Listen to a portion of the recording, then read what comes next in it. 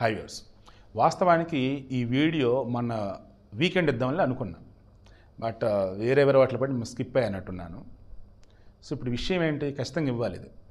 ఎందుకంటే ఈ అమ్మాయి పచ్చళ్ళకు సంబంధించేసి అలేకెప్పి కలిసి ఎవరు వీళ్ళకి సంబంధించి మొన్న సినిమా ఎక్కడో pre release event some cinema function ఎక్కడ కనిపించింది. నేను ఇక్కడ వీళ్ళకి సపోర్టు అంటలా, సొసైటీ ఎలా ఉంది అంటే నేను చెప్తున్నా అంతే. నేను సొసైటీలో భాగం కూడా చెప్తున్నా అంతే. ఇప్పుడు పూసలమ్మే అమ్మాయి ఉంది కదా మోనాలిసా, ఆ అమ్మాయి విషయంలో కూడా మనం డిస్కస్ చేసాం. ఆ అమ్మాయిని చూస్తే అసలు ఏమి తెలియని అమాయకురాల్లా ఉంది, సినీ ఫీల్డ్ ఏంటి అది అనుకున్నాం. మధ్యలో ఆ డైరెక్టర్ అరెస్ట్ అయితే అమ్మాయి బతికిపోయిందని అనుకున్నాం. బట్ ఆ తర్వాత మరలా వేరే వాళ్ళు ఆఫర్ ఇచ్చారు, సినిమాలో యాక్ట్ చేసింది, ఏదో ఆ ప్రైవేట్ ఆల్బమ్స్లో చేస్తుంది, గుడ్, అంతా బాగుంటే ఓకే కదా అనుకున్నాం. సరే వెళ్తుంది, గోయింగ్ గుడ్ అనుకున్నాం. ఈలోపు పోస్టులు పెట్టారు. ఈ అలాగే చిట్టి పికల్స్ మొత్తం కాంట్రవర్సీలు అవటం, వీళ్ళని పచ్చి బూతులు ఇట్టారు జనాలు, వీడియోలు కుప్పల వీడియోలు చేస్తారు, ట్రోలింగ్లు మీమ్స్లు అన్నీ అయిపోయినాయి. పచ్చల బిజినెస్ క్లోజ్. కోర్స్ వాళ్ళ మీమ్ అంటారు, వాళ్ళ వీడియోలు రీల్స్ అవి ఘోరంగా ఉన్నాయి, అది వేరే విషయంలో. కానీ ఇక్కడ మాట్లాడేది ఏంటంటే మరలా చెప్తున్నా, పూసలమ్మే అమ్మాయి సినిమాల్లో చేయగలేంది పచ్చలమ్మే అమ్మాయి చేస్తే ఏంట్రా? చూడండి అసలు ఎంత దారుణం చూడండి. పూసలమ్మే అమ్మాయి సినిమాల్లో నటించడానికి రెడీ అయినప్పుడు పచ్చళ్ళు అమ్ముకునే ఇది యాక్ట్ చేయడం తప్పే ఉందిలేరా, చేయనివ్వండి. వీళ్ళ దయాదాక్షిణ్యం మీద ఆధారపడి వీళ్ళు బతుకుదాలా? జగన్మోహన్ రెడ్డి ఎన్ని కేసులు ఉన్నాయిరా? 11 సిబిఐ కేసులు, 9 ఈడీ కేసులు.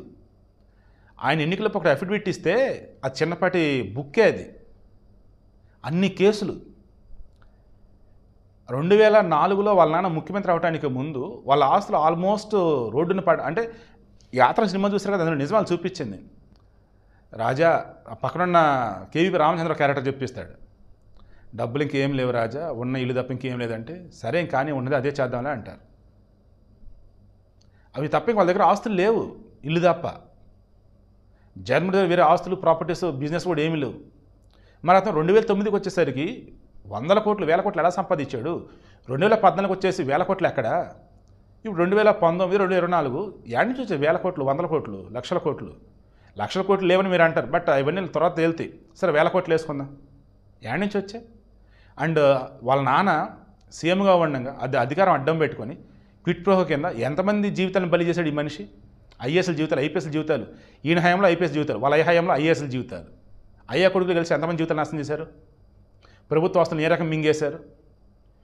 మరి ఈ జగన్మోహన్ రెడ్డి సీఎం చేస్తారు కదా స్వామి, ఇన్ని కేసులుండి ఎంతమంది జీవితాలు నాశనం చేసిన జగన్మోహన్ రెడ్డి సీఎం అవ్వచ్చు.